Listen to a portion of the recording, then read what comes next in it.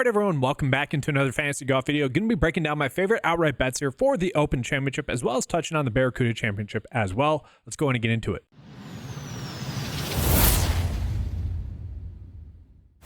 So we are coming in off of a week in which we gave you guys Harry Hall as a winner at 66-1, bringing our units profit to 76 on the season. Obviously, that was a very big hit for us. A total of 8 outright winners on the season as well. For about 25% of the tournaments, we've been able to hit an outright winner, which is the expected outcome here. And this is something that I did mention on last week's video, is that we are in the predictable portion of the season. And that leads to a little bit more predictable success. So far this year, we have had 11 outright winners that were top in the 9-to-5 model. Now, yes, that's a lot due to Xander Schauffler winning a lot, but that is something I wanted to echo, is that yes, we are in the predictable portion of the season. All these players have been playing for a decent amount of time. We don't have to worry about that much variance. That being said, this is the Open Championship, and there is a lot of variance that occurs.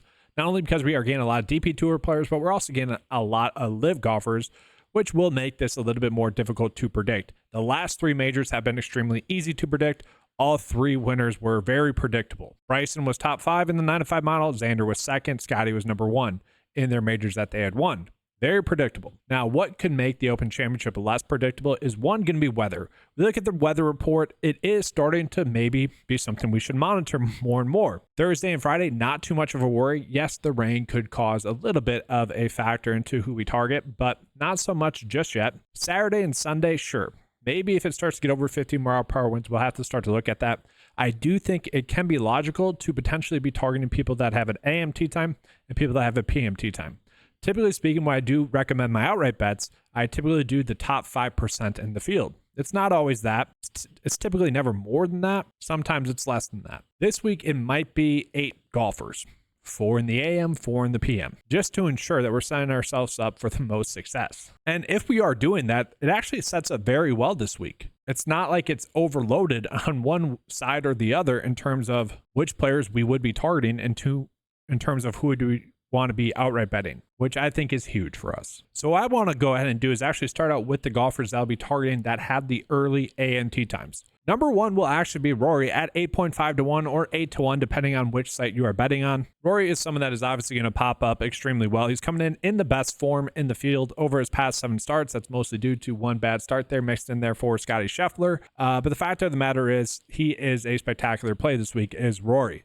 You look at his event history, he's finished 6th and 3rd the last 2 years. This is an event that he really gears up to win. And given the form that he's in and given the stat fit that he is, I expect him to be in contention to win. He is the 6th best stat fit in the field. And in terms of key stats, I'm looking at ball striking, total driving, good drive percentage, and birdie to bogey ratio. Basically targeting players that are not going to hurt themselves and set themselves up by playing good strategic golf, which he has proven he has been able to do. Rory just makes a ton of sense. And again, you can get him at like about 8.5-1 on most sites, or 8-1, which betting 8 golfers, sure, it might be a little bit of a push. If he wins and you are someone that does one unit as a whole for all your bets, kind of okay taking that and not having a net loss. Now, again, that's up to you guys and how you guys decide to bet. I always want to touch on that. Some people do scale betting. It really just depends on your budget and kind of what you were trying to accomplish at the start of the season. So stick to that strategy. And so after Rory, I'm actually perfectly fine going with Tommy Fleetwood here after that. We can get him at about 25-1 on most sites. FanDuel, BetMGM. Tommy Fleetwood is also a golfer that does have tremendous event history at the Open Championship, finishing 10th, 4th, and 2nd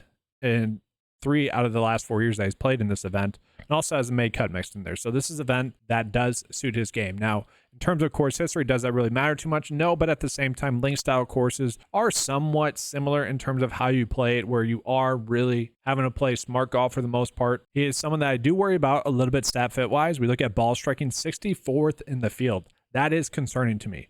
He's also 61st in the field in birdie to bogey ratio. He is someone that started off very good last week at the Scottish Open and then tailed off throughout the weekend. That is a slight concern to me. At the same time, you look at his ball striking and total driving, that should yield him to having good results this week. And he is someone that, maybe he catches a lucky break like Robert McIntyre, taking advantage of the rules where he typically went to 1. We probably need a little bit, some sort of luck like that with Tommy Fleetwood for him to win, which could very well happen. And again, we are attacking him more so because of a potential AM PM split. And again, that's just kind of how the Open Championship is went, and that's why we are targeting that. But Tommy Fleetwood is a outright bet that I think makes a lot of sense. People would probably be like, he doesn't have a chance to win. A lot of people said that was Xander, and he ended up winning as well. A major, that is. And then after that, we do have Tyrrell Hatton that's also going to be in this tee time wave. Hatton has been someone that has been playing extremely well on his past few PGA Tour starts. We look at it, U.S. Open, 26th, okay, not the best there. 63rd at the PGA Championship, not the best there. But then prior to that, he had been someone that had been playing well. And on Live, he has been playing well as well. This is a course that should be a good fit for him as well. He's had 3 top 20 finishes at the Open Championship over the past 4 years, 1 miscut. He is someone that has been vocal about kind of his ability to win a major on longer tracks specifically. This is not a longer track. This is a track that is a normal size course, and he is someone that does do pretty well on these harder scoring events. In these, let's just double check. Yeah, in these poor weather events as well, 14th in the field in fair weather events.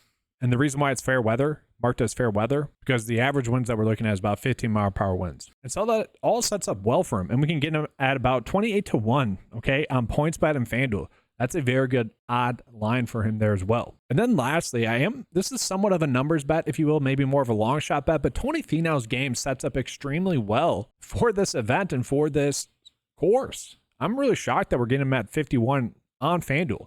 He's someone that ranks out as one of the best plays this week. 8th best pick in the 9-to-5 model, guys. This is a phenomenal kind of value for us. We can get someone that ranks top 8 in the 9-to-5 model at 50-1. Those are extremely good odds, and odds that I really can't pass up on. And some of you might be wondering, well, why does his game set up well? He has proven that at this event. He hasn't exactly done great in other majors, especially in comparison to this one, where he has 1 miscut and then a 3rd, 15th, and 28th place finish mixed in there. Stat fit wise, ball striking ranks out 2nd in the field. Total driving and good drive percentage, 30th in the field.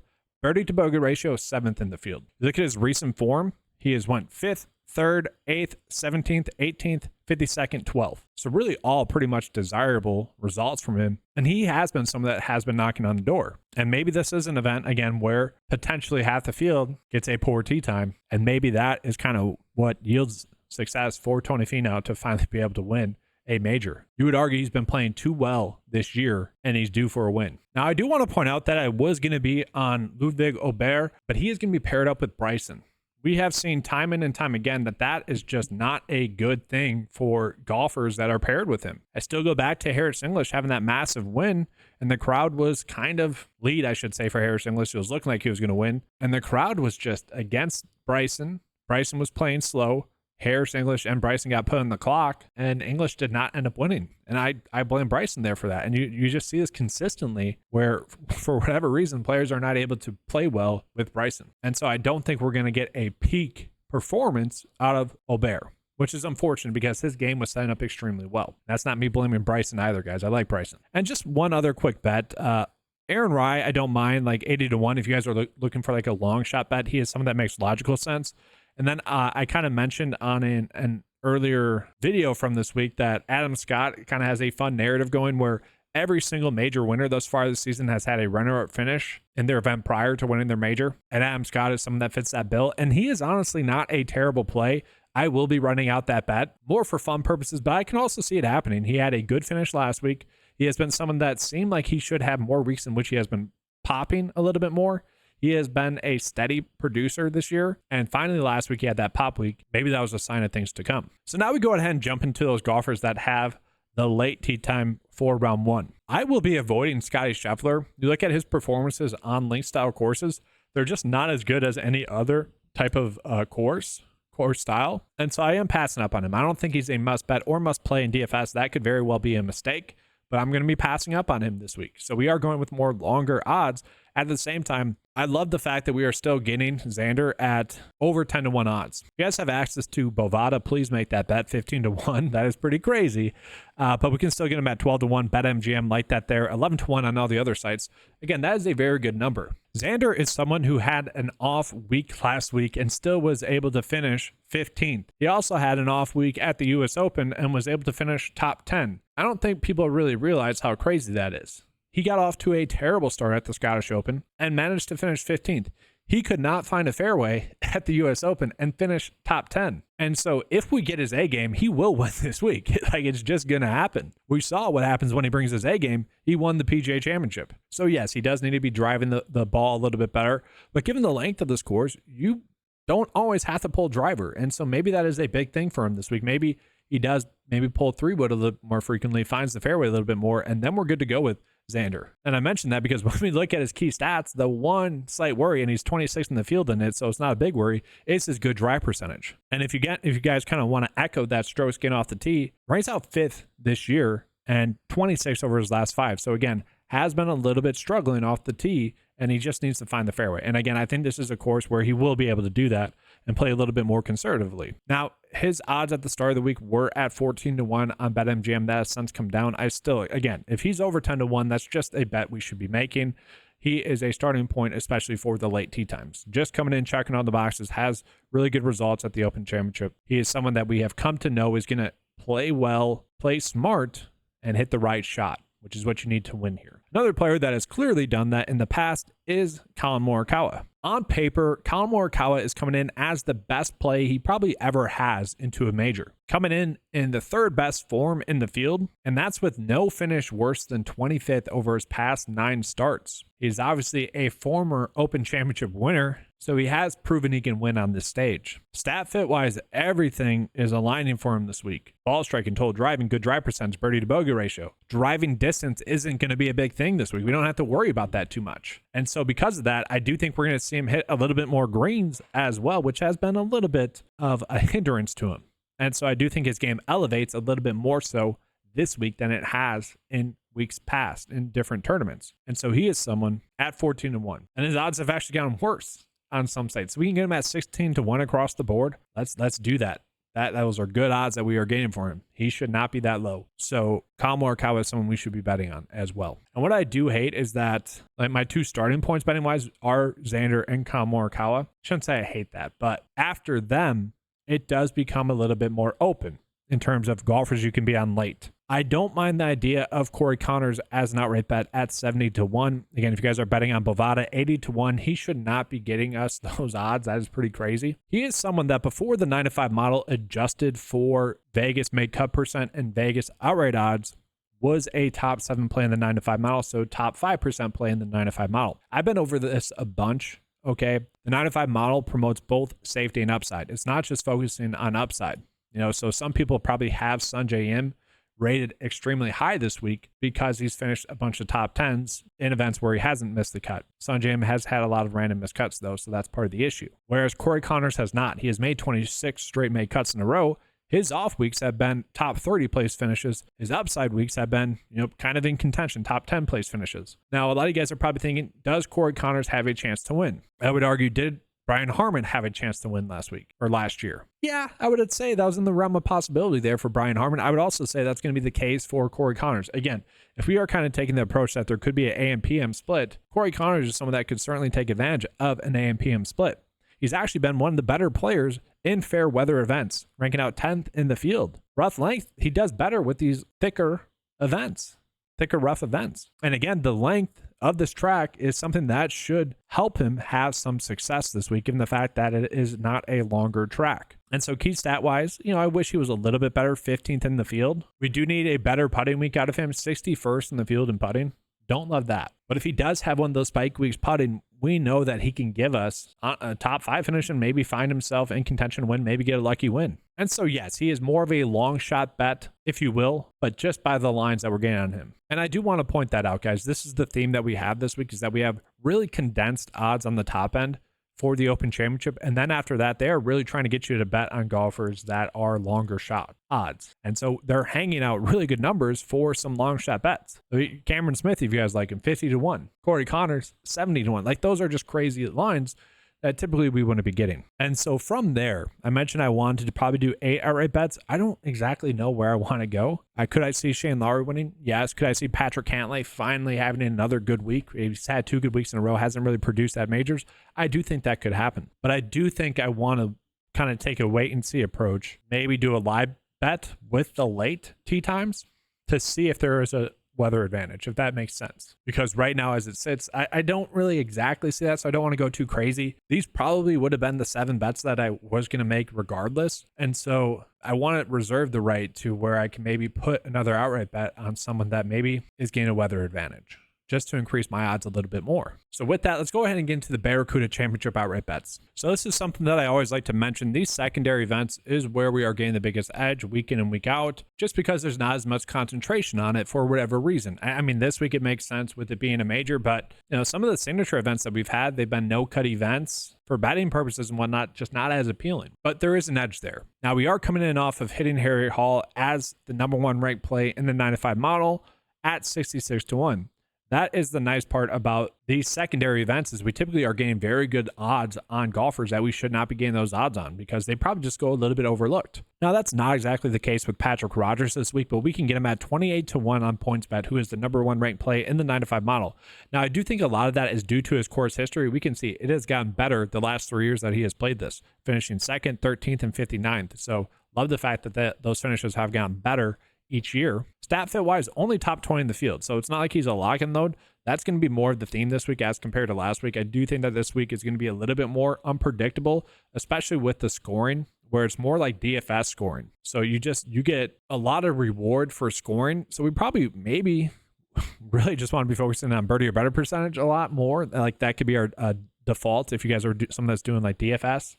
Is like defaulting to birdie or better percentage in a 50-50. But Patrick Rodgers, simply put, is coming in, checking all the boxes, or closest to coming in, checking all the boxes, has made 3 straight cuts in a row, top 26 specialist, has that good course history, form is 15th in the field. Again, like that's just the nature of the beast this week. But again, we can get him at 28-1. Those are very good odds. Then again, we have Mac popping up as a good outright bet, ranking out 2nd best in the 9-5 model. We look at the recent form. He is someone that has shown some upside over his past 7 starts, but not a safe play. Like, again, that's just the field that we have. He could be someone that does easily miss the cut, but we can get him at 35-1 on BetMGM. So that is something that I am comfortable betting with him. Be happy to do that. Rico Hoey is someone that you do wonder how he's going to respond after last week, because all he had to do was make 2 pars on his last 2 holes and he would have been the outright winner. Now, I don't think a lot of people would have loved that betting wise. I think a lot more people were on Harry Hall last week as opposed to Ricky Hoey, because his odds got hammered basically right away on Monday, whereas Harry Hall's didn't change. So a lot of people had more time to bet on Harry Hall at good lines.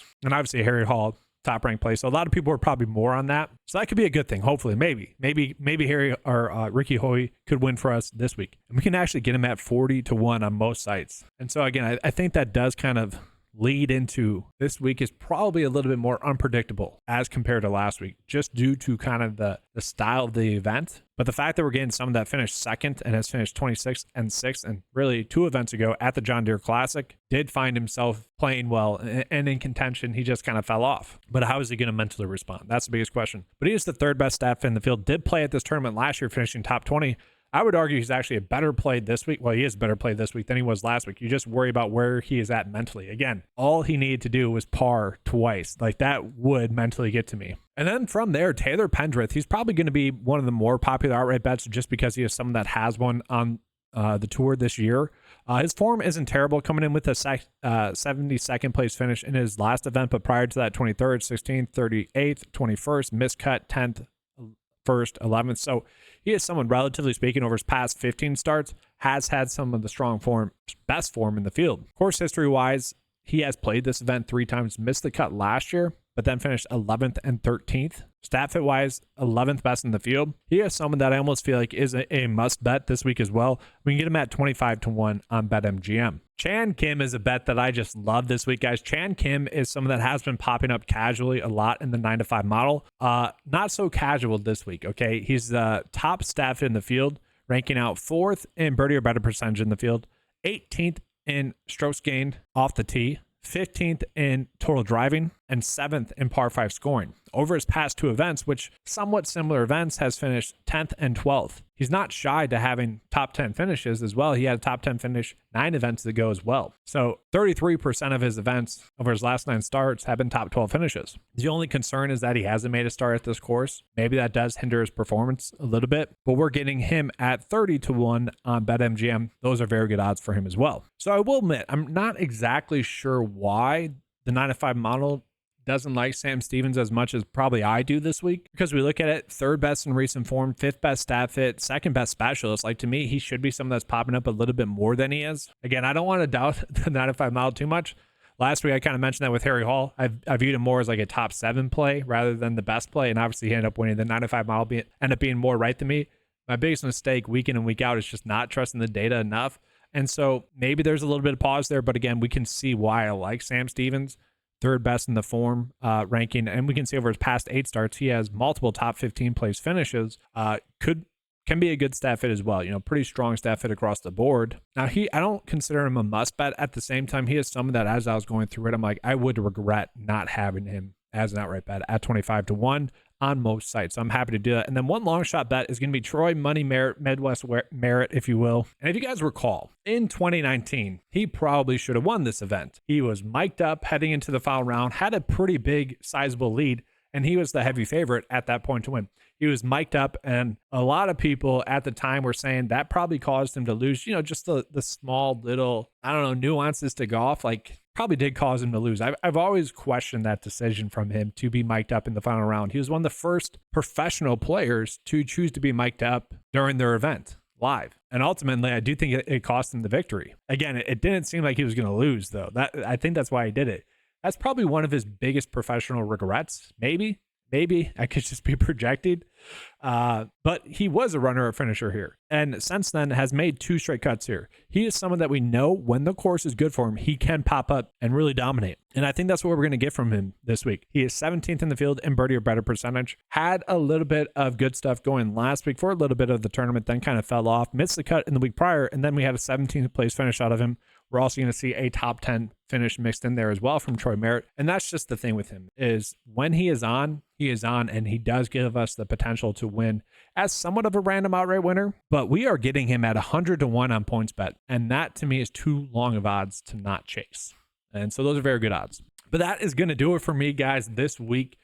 For the outright section here. Again, what I'm looking at is going to be Xander, Hatton, Morikawa, Connors, Rory, Finau, and Fleetwood for the Open Championship. For the Barracuda Championship, it is going to be Patrick Rogers, Mac, Rico, Chan Kim, Taylor Pendrith, Troy Midwest Merritt, Money Merritt, and then also Sam Stevens. That's going to be all for this video. If you guys want access to any of the tools that you saw in this video, head on over to 95sports.com. They're available for just $10 a month. But if you use the promo code SUMMER for your first 9to5 membership, you'll get 50% off, so it'll be available for $5. All right, that's going to be all for today's video. Thank you guys for watching. Good luck, and as always, let's keep cashing.